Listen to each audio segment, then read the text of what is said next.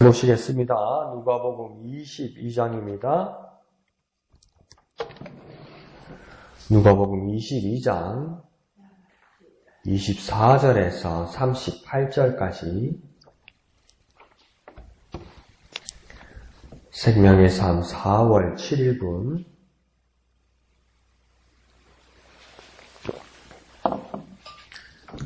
24절부터 38절까지 다같이 한음성으로 읽겠습니다. 시작. 또 그들 사이에 그중 누가 크냐 하는 다툼이 난지라.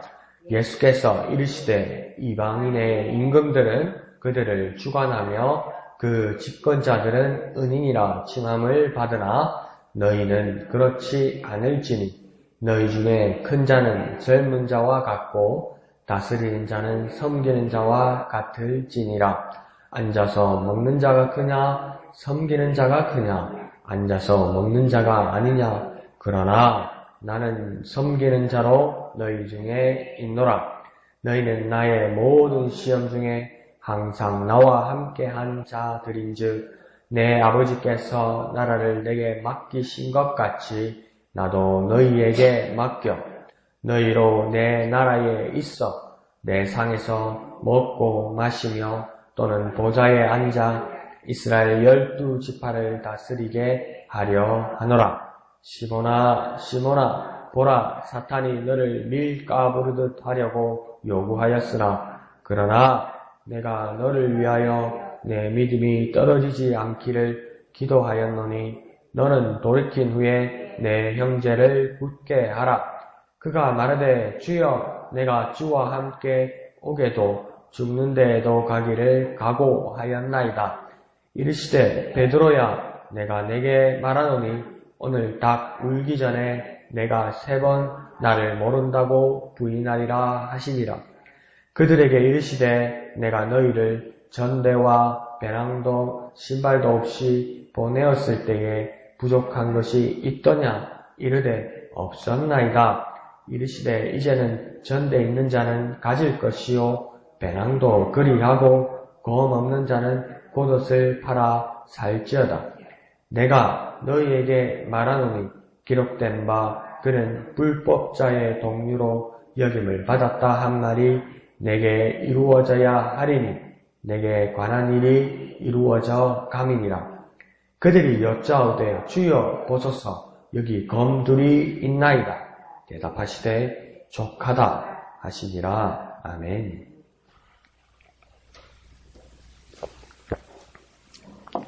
어제까지는 예수님께서 유월절 만찬을 제자들과 함께 나누시는 장면들이었습니다. 그러면서 떡을 떼고 잔을 나누어 주시면서 주님의 마지막 때를 말씀하시고 그 나눔 가운데서 서로의 아름다운 공동체 그리고 주님이 주인 되는 공동체를 주님께서는 기대하셨습니다. 그런데 오늘 본문에 오면서 24절에 보면 제자들 사이에서 바로 다툼이 일어납니다. 그러니까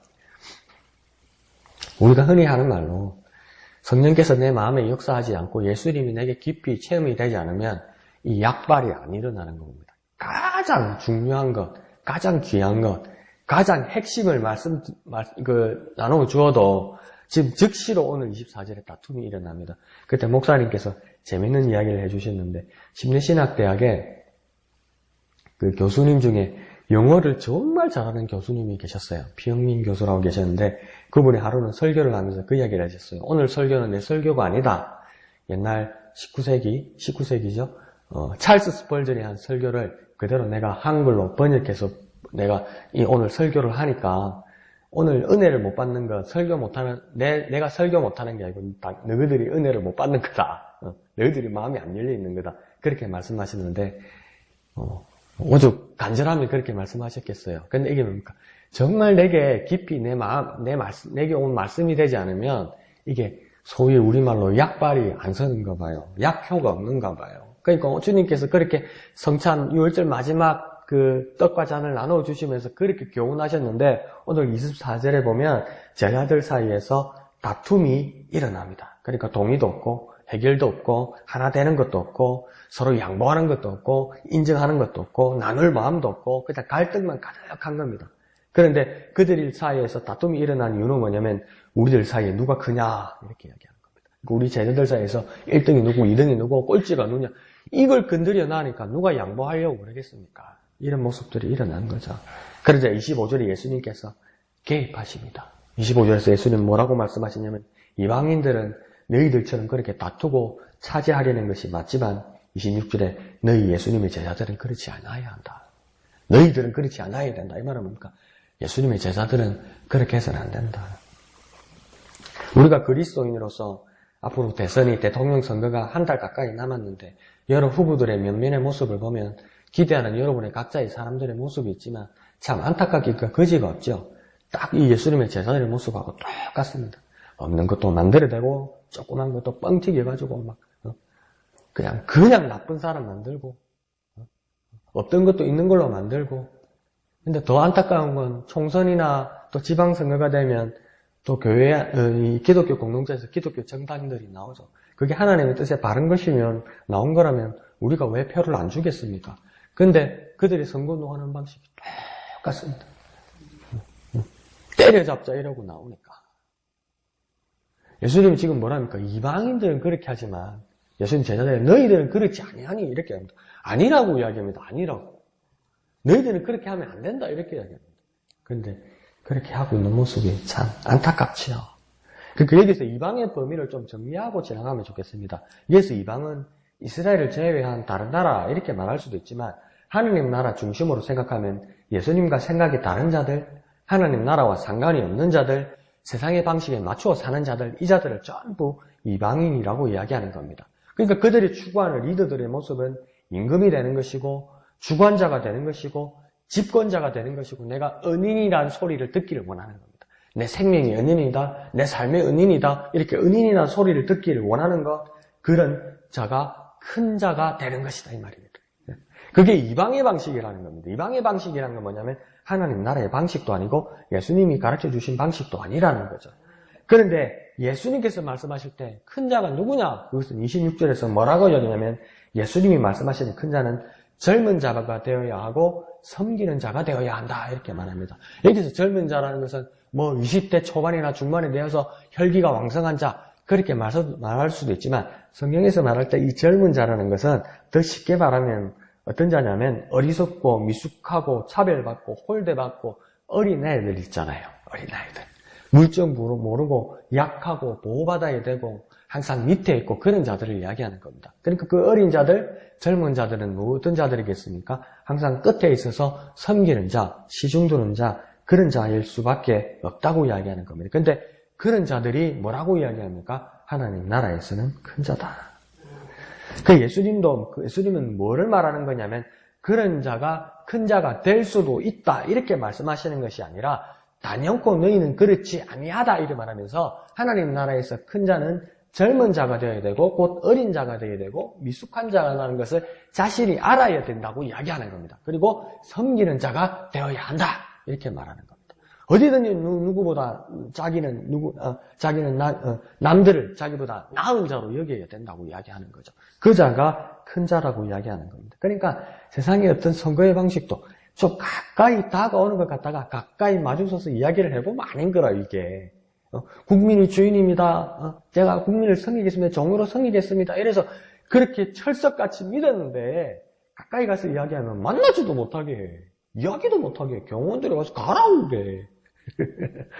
그래가지고 자리에 가면 만날 그 겨를이 어디 있어요? 없죠. 그런 모습으로 나타난다는 부분에서 정말 예수님의 모습은 그럴 수도 있고 어느 정도의 모습이 아니라 무엇입니까? 정말 겉과 속이 똑같이 그런 자가 되어야 된다. 섬기는 자가 된다. 어린 자가 되어야 된다. 그렇게 말씀하시는 것입니다. 그래서 예수님께서도 이렇게 말합니다. 내가 너희에게 한번 물어보는데 큰 자가 어떤 자이냐? 앉아서 먹는 자냐? 섬기는 자냐? 이렇게 물어봅니다. 큰 자가 누구냐? 앉아서 섬김을 받아서 먹는 자냐? 안 그러면 뒤에서 섬기는 자냐? 세상의 방식은 분명히 앉아서 먹는 자가 큰 자라고 이야기합니다. 그런데 이방은 세상은 당연하게 앉아서 먹는 자가 큰 자라고 말합니다. 그런데 예수님은 세상이나 너희들 제자들이나 모든 사람들을 너희들을 너희들에게 내가 앉아서 너희들이 주는 것을 받아 먹으러 왔느냐? 내가 너희들을 섬기러 왔느냐? 예수님 물어보는 거예요. 예수님 받아서 먹으러 오셨습니까? 너희를 여러분들과 제자들 섬기러 오셨습니까? 섬기는 자로 오셨다는 겁니다. 그러니까 나는 너희보다 큰 자가 아니냐? 내가 너희에게 선생이고 세상을 구원할 왕인데 내가 섬기는 자로 너희 중에 있지 않느냐? 이렇게 말하는 거예요. 내가 너희에게 선생이고 내가 너희에게 세상의 왕인데 너희들의 방식으로 오면 나는 손가락 까딱 안 하고 너희들을 주는 대로 받아먹고 너희가 준비한 모든 자리에서 내 마음대로 할 수 있는 자리인데 나는 분명히 너희에게 선생이고 내가 세상의 왕인데 나는 너희에게 섬기는 자로 와 있다. 자, 그러면 너희는 어떤 자가 되어야 되느냐? 예수님 그렇게 물어보는 겁니다. 그러니까 이거 어떻게 예수님 입장에서 보면 상식입니다. 우리로 보면 이해가 안 가는데 방법으로 예수님의 눈으로 보면 상식입니다. 왜 상식이냐면 예수님께서 능력자로서 하나님과 동일한 하나님의 능력자로서 하나님의 선지자로서 하나님의 아들로서 세상의 왕으로서 가장 큰 능력자로 세상에 왔는데 세상이요 부족하다 못해 그냥 비참한 거예요. 비참한 거예요. 그러니까 능력자와 가진 자로서 예수님이 뭘 해줘야 됩니까? 먹여줘야 되고 보호해줘야 되고 안아줘야 되고 보살펴줘야 된다는 거예요. 예수께서 가진 자로서 없는 세상을 향하여 모든 것을 주어야 된다는 거예요. 예수님은 그게 상식이 아니냐 이렇게 이야기하는 거예요. 어떻게 가진 자가 더 받아야 된다고 생각하느냐. 가진 자가 없는 자 것을 빼앗으려고 해야 되냐는 거죠. 아니라는 거죠. 내가 가장 많은 것을 가진 자로서 세상에 왔는데 세상에 없는 것 천지고 부족한 천지고 아픈 것 천지고 고통받는 천지라고요. 그러면 낫게 해줘야 되고 치유해줘야 되고 먹여줘야 되고 따뜻하게 해줘야 되고 위험한데 보호해줘야 되는 것이 왕이 할 일이 아니냐는 거죠. 오늘 본문의 말씀을 정말 출마한 사람들 좀 듣고 깊이 뼈저리게 한번 느껴봤으면 좋겠습니다. 주님은 그렇게 왔다고 이야기하고 있습니다. 그러니 섬김을 받을 일은커녕 뒤치다꺼리하고 제대로 된 사람을 만드는 일에 정말 눈코 뜰 새 없이 분주하게 우리를 섬기시는 것이 예수님께서 왕과 선생으로서 하시는 일이라고 이야기하는 겁니다. 그러면서 예수님 뭐라고 이야기하냐면 28절에 너희 제자들 왜 이방 사람들과 다르냐면 나이 곧 예수님의 모든 시험 중에도 항상 나와 함께한 자들이기 때문이다. 너희는 세상과 함께한 자들이 아니고 나 예수가 시험 가운데 있을 때도 너희는 내 제자가 되어서 나와 함께한 자들이 아니냐. 나 예수와 함께한 자들이 아니냐. 그러면 세상의 방식으로 세상으로 가서 섬김을 받으려 하지 말고 나 예수와 함께하기 때문에 나 예수와 함께하는 방식으로 세상을 섬기는 자가 되어서 선생이 되고 왕이 되고 다스리는 자가 되어라. 그러니 항상 주님과 함께하는 자들은 주님의 방법으로 세상을 대하는 것입니다. 그것은 무엇입니까? 섬기는 자라는 겁니다. 그러면서 29절은 더하여서 예수님께서 이렇게 말합니다. 너희 곧 제자들 곧 오늘날의 성도 하나님의 백성들이 이방과 다른 근거를 말씀합니다. 예수님께서 뭐라고 얘기하냐면 아버지 하나님이 나 예수에게 아버지 하나님의 나라를 맡기셨다. 그러니까 예수님께서 이 세상에 오실 때는 하늘에 계신 아버지 하나님께서 나 예수에게 이 세상을 맡기셨다. 그렇게 맡기신 것처럼 나 예수도 하나님으로부터 맡김을 받은 이 나라를 너희 제자들에게 맡긴다 이렇게 말하는 거예요. 너희들에게 맡긴다고 이야기하는 거예요. 그러니까 하나님 나라가 우리에게 왔다는 거예요. 하나님 나라가 예수님께서 하나님 나라를 맡김을 받아 오셨는데 그런 예수님 그것으로 그냥 소유로 남기지 아니하시고 예수님께서 또 예수님의 제자들에게 너희들에게 하나님 나라를 또 맡기고 또 그 후손들에게 또 그 제자들에게 계속 하나님의 백성과 자녀들에게 맡긴다는 겁니다. 그래서 30절에 그렇게 하여서 너희가 주님의 나라에 함께하게 된다. 우리가 함께하게 된다. 우리가 하나님 나라에 함께하게 된다. 이렇게 합니다. 우리는 하나님 나라에 함께하는 이유는 무엇이냐면 예수님이 하나님으로부터 받아온 그 하나님의 나라가 우리에게까지 맡김을 받았기 때문에 우리는 하나님의 나라를 맡김을 받았기 때문에 우리는 함께하게 된다는 겁니다. 주님의 나라에 함께하게 된다는 겁니다. 그러니까 예수님은 하나님 나라의 방식을 우리에게 맡기셨다는 겁니다. 하나님 나라의 방식을 맡기셨다는 거예요. 하나님 나라에 가면 섬기고 그 맡김을 받은 자들이 남들을 보호하고 아껴주고 그들을 위하는 것, 그 사역자의 모습으로 온 자들이 하나님 나라의 수인이 되는 것처럼 그 나라의 방식으로 이 땅에 살아온 자들에게 하나님 나라에서 함께 하시길 원한다는 겁니다. 그러니까 하나님 나라의 방식으로 맡김을 받은 자들만이 하나님 나라에서 우리와 함께 하게 된다. 이렇게 말하는 겁니다. 그 모습으로 나아가는 저와 여러분이 되어야 될 겁니다. 그러면서 31절에 예수님은 시몬 베드로의 모습을 보시면서 그 시몬의 장래를 보게 됩니다. 그러면서 시몬아 사단이 밀가부로 너를 유혹하려고 한다. 이렇게 이야기하죠. 사탄이 시몬을 유혹하려고 하는 미래일에서 32절에서 예수님이 염려와 더불어 뭐가 있냐면 기도가 함께 있습니다. 그래서 뭐라고 말씀하시냐면 32절에 내 믿음이 떨어지지 않도록 기도하신다. 이렇게 합니다. 근데 누가 기도한다고 하냐면 나 예수가 너를 위해 기도한다고 합니다. 그러니까요, 이게 얼마나 놀라운 겁니까? 우리는 우리끼리 서로 기도하고 예수 이름으로 기도하니까 우리 성도들끼리, 우리 지체들끼리 기도하면 예수님께서 들으시고 응답하신다. 이 정도로 우리는 표면적으로 알았는데 그게 분명히 맞는데 오늘 시몬을 향하여 예수님 뭐라고 하냐면 네가 시험에 드는데 시험에 들지 않도록 기도하라. 이 정도로 말씀하시는 것이 아니라 네가 시험 당하는 일을 네가 그 시험을 이겨내게 하기 위해서 나 예수가 기도한다. 이렇게 얘기합니다. 그러니까 누군가 너를 위하여 누군가 기도하나 이게 맞는데요. 더 구체적으로 나를 위하여 누가 기도하고 있냐면 예수님께서 기도하고 있다는 겁니다.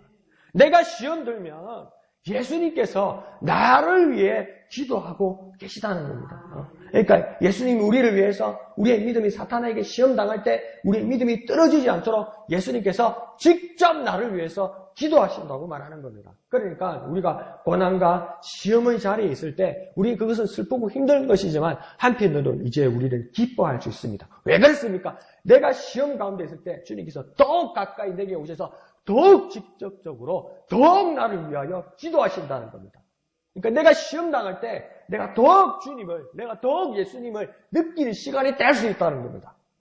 그래서 시험 가운데도 결코 절망하지 않고 포기하지 않고 소망 가운데 살아가는 저와 여러분 되시기를 부탁드립니다. 그러면서 32절 하반절에서 뭐라고 이야기하냐면 시몬에게 이 시험을 벗어나고 돌이킨 시몬이 해야 할 일이 있다고 말하는 겁니다. 그러니까 내가 시험을 벗어나고 고통에서 벗어나고 예수님께서 나를 위해 기도하셔서 시험을 받고 그것으로 끝나는 것이 아니라 그것으로 기뻐하는 것으로 끝나는 것이 아니라 시몬에게 뭐라고 이야기하냐면 내 형제를 굳게 하라. 이 말은 뭡니까? 네가 시험에서 벗어났으면 네가 나음받고 네가 고통에서 끝난 걸로 기뻐하지 말고 너는 이제 건강한 사람이 되어서 또 다른 시험 받는 사람들에게 그들에게 믿음을 굳게 할 수 있도록 하라. 이 말은 뭡니까? 나 예수처럼 너도 그렇게 하라는 겁니다. 예수의 손길을 느끼고 시험 가운데서 이김을 받고 유혹 가운데서 승리한 자들은 또 다른 시험 받는 자들을 향해서 이제 치유함을 예수 이름으로 주는 자가 되어라. 지체들을 굳게 하는 자가 되어라. 기도하고 권면하고 도우는 사람이 되어라. 그렇게 말씀하시는 겁니다. 그러니까 우리가 이방이 아닌 우리가 주님의 나라의 방식으로 사는 자가 되려면 어떤 어려움과 시험에도 예수님을 필두로 우리의 지체들이 서로 기도하고 다시 세워주신다는 겁니다. 우리가 시험 당할 때 예수님께서 나를 위하여 직접 기도하시고 그 예수님을 닮은 우리의 지체 형제 자매들이 저와 여러분을 위해서 기도한다는 겁니다. 그러니까 어찌 우리가 결단하지 않고 어찌 우리가 기도하지 않고 어찌 우리가 믿음을 저버릴 수 있습니까? 결코 저버릴 수 없다는 겁니다. 하나 되는 공동체가 될 수 있고 그것이 하나님 나라의 방식이라고 이야기하는 것입니다. 그런데 33절을 보면 베드로의 과잉된 인간적인 의욕이 앞섭니다. 나는 각오했습니다. 죽음도 어떤 어려움 가운데도 나는 주님을 버리지 않겠습니다. 이렇게 약속을 합니다. 그런데 예수님은 뭐라고 합니까? 인간적인 의지나 각오로 그것은 부인하는 결과밖에 나지 않는다. 이렇게 합니다. 내가 인간적인 의리로 내가 예수님을 지키겠습니다. 내 믿음을 지키겠습니다. 주님, 나는 그럴 사람이 아닙니다. 나는 각오합니다. 내 목숨까지도 담보하겠습니다. 이걸 주님께서 감동받지 않으시고 뭐랍니까? 이거 세상의 방식이야. 세상의 방식으로 나를 부인할 수밖에 없어. 세상의 방식으로 나 예수를 부정할 수밖에 없어. 예수님 그렇게 말씀하시는 겁니다. 이방인의 방식이 아니고 주님이 나라 방식이라 해도 그것이 입력이 잘 안 되는 게 우리 인간인가 봅니다. 그러니 우리는 더욱 어떻게 해야 됐습니까? 더욱 기도하고 더욱 주님께로 나아가고 더욱 주님을 깨달으려고 노력하는 저와 여러분 되시기를 부탁드립니다. 자, 그러면서 35절에는 예수님께서 이렇게 기억을 한번 반축시킵니다. 뭐냐면 너희들이 전도 여행을 나갈 때 생필품이 부족한 적이 있었더냐? 아니, 없었습니다. 여기에는 뭐냐? 나 예수가 너희를 보냈기 때문이다. 모든 것을 주인이 나 예수가 너희에게 아무것도 없이 보내어도 너희가 모든 것을 공급받았던 것이다. 그러니까 주님이 보내신 주님의 나라의 일이면 주님이 당연히 책임지시고 준비해 주시고 채워주신다는 것입니다.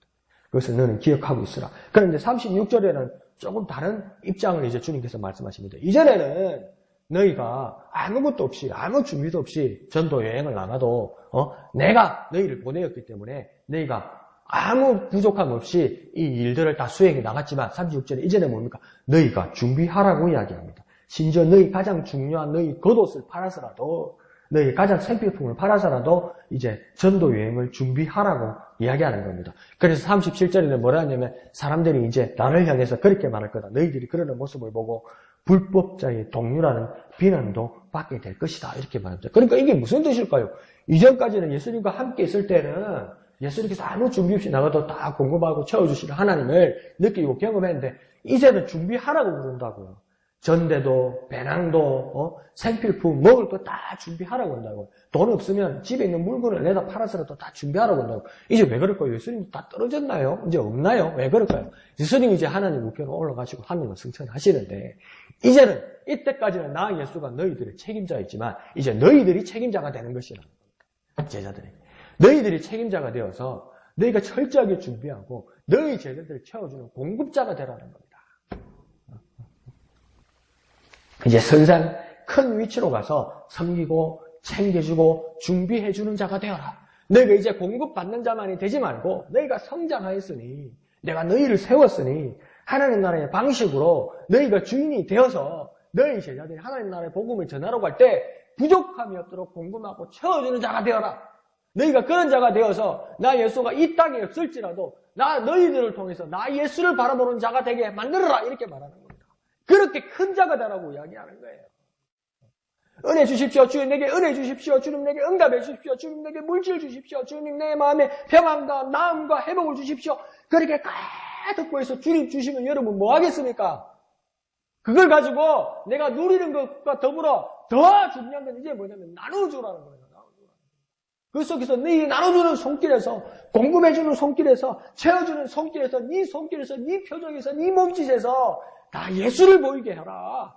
섬기는 모습으로 예수를 보이게 하라. 그것이 하나님 나라의 방식이다. 이렇게 얘기하는 겁니다. 자, 그러니까 38절에 제자 중에 누가 나와서 뭐라고 하면 제자들이 주여, 그 주님께서 뭡니까? 검도 가지고 있어라 이랬거든요. 그러니까 그게 고대 근동에 한 종교만 그래도 여러 종교의 이 조그만 칼 있잖아요. 그러니까 집에 과도보다는 조금 큰 이 정도 되는 칼? 이걸 차고 다니는 사람들이 많았어요. 남자들이 장신구가 되기도 하고 어느 종교, 고대 근동 종교에는 그게 이제 자기 종교의 상징이 되기도 하고 그러니까 이 쓸 일이 많으니까. 그러니까 예수님께서 이제 검도 준비하라고 이야기했단 말이죠. 칼도 준비하라고 했단 말이죠. 그러니까 뭐라고 하는 거예요? 38절에 제자들이 주여 보소서 여기 검이 둘이 있나이다. 그러니까 예수님이 뭐라 합니까? 족하다. 그러니까 족하다는 이 뜻이 뭘까요? 만족한다 이 말인데 그게 무슨 뜻일까요? 두 가지로 생각할 수 있는데 첫째는 검이 필요하다는 뜻일 수도 있습니다. 그러니까 제자들이 더 이상 나약하게 사람들을 의지하는 자가 되지 말고 남들을 의지하는 자가 되지 말고 자신을 보호하고 일어서서 지체들을 지켜주는 강인한 사람이 되라. 이것은 그러니까 영적이고 상징적인 이야기입니다.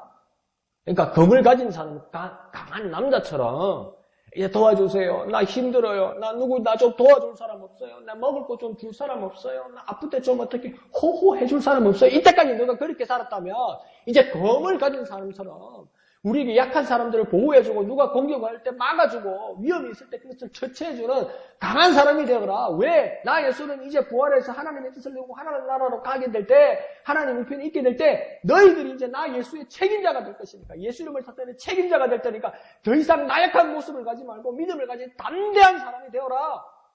그것이 영적인 상징적인 표현일 수 있는 것입니다. 그런데 제자들이 이걸 알아먹을까요?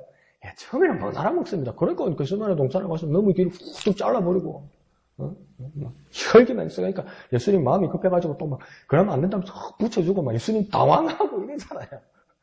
이것들한테 뭐 말을 못 하겠네. 말귀를 못 알아서 뭐 그런 뜻일 수도 있습니다. 그런데 두 번째 뜻은 뭐냐면 족하다는 뜻은 더 이상 너희가 세상 방식으로 무장군인처럼 되지 말라.